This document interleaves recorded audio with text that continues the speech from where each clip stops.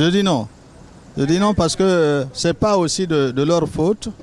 Ils ont bien la volonté de vouloir faire quelque chose, mais le pays, au retour, les décourage. Ils sont découragés par la politique du pays.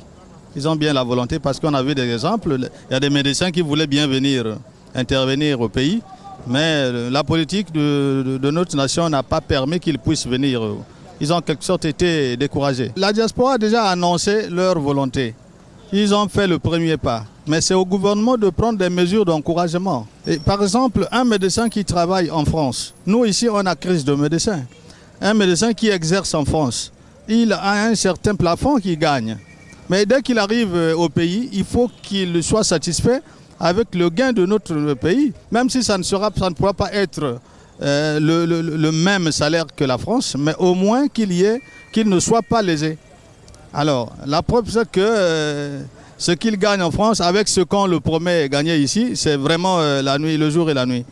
Et comme ça, il ne peut pas venir. Si, parfois, les autres, oui. Mais c'est des boudeurs. La majorité, c'est des boudeurs. Les autres, ils boudent, ils insultent nos autorités, c'est pas bien. Bon, quand je fais mon analyse, c'est des gens qui sont beaucoup critiques sur le pays.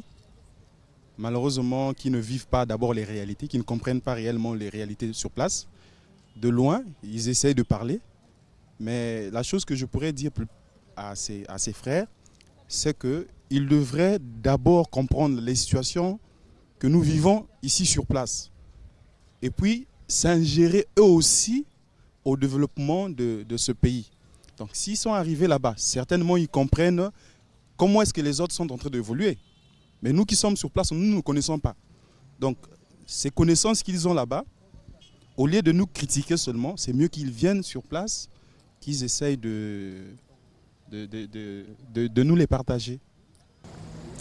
Au premier abord, je dirais que la diaspora congolaise joue un rôle très important, notamment dans le cadre de transmission, de faire connaître l'information même aux dernières couches sociales et à faire connaître aux populations les choses qui ne devaient pas tenir et les changements à apporter.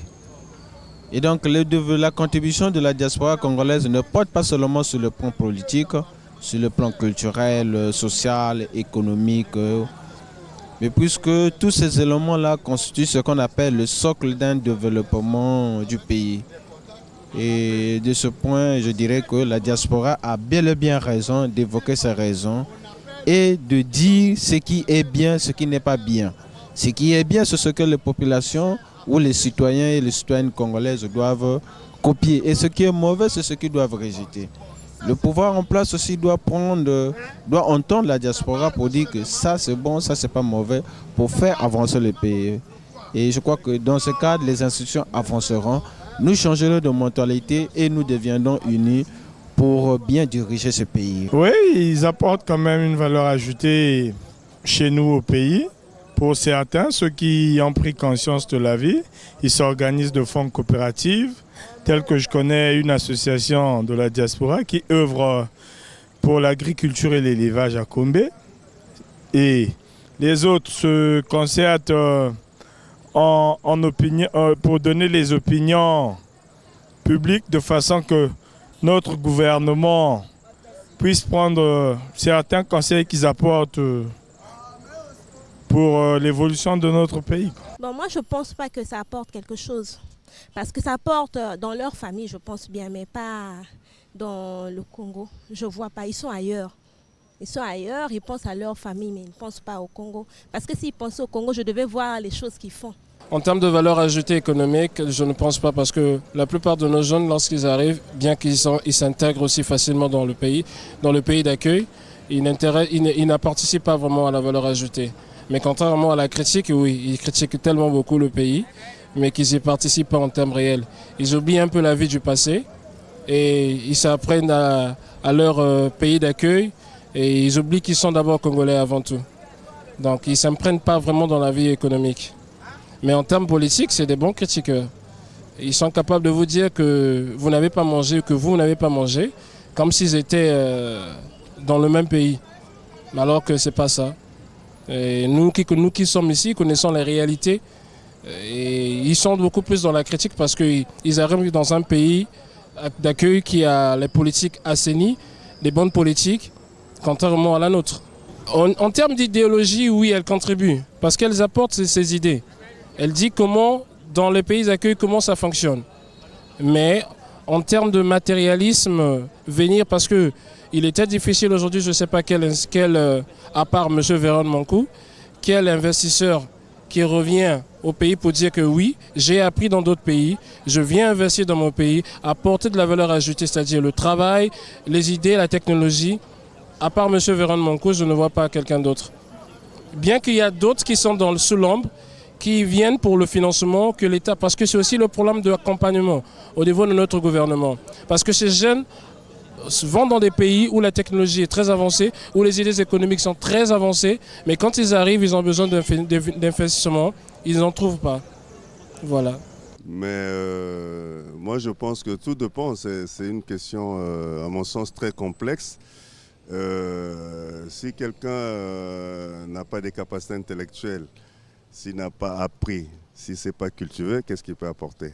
Moi je pense que ceux qui sont ici peuvent aussi apporter quelque chose. Ceux qui sont à l'extérieur, s'ils ont appris, s'ils se sont intégrés, s'ils se sont cultivés, ils peuvent amener aussi leur savoir au développement de cette nation.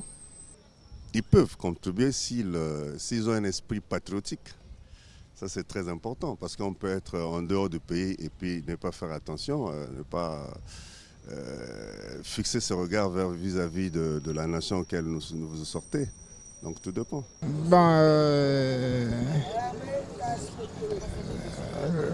Parler de valeur ajoutée, disons que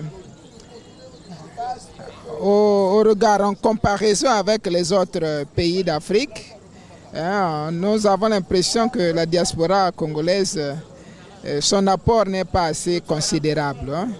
Dans les familles, quand il y a un membre de la famille qui est installé en France, par exemple, la plus grande partie de la diaspora congolaise est en France.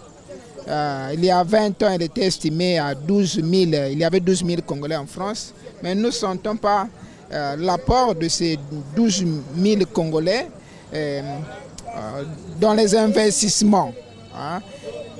Les contributions dans les familles, oui, lorsqu'il y a un cas de décès, un cas de maladie, pour la construction des logements, pour aménager le domicile familial, le logement de domicile familial, oui.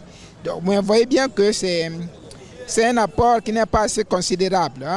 Il n'y a pas de grandes entreprises au Congo installées par les Congolais de la diaspora.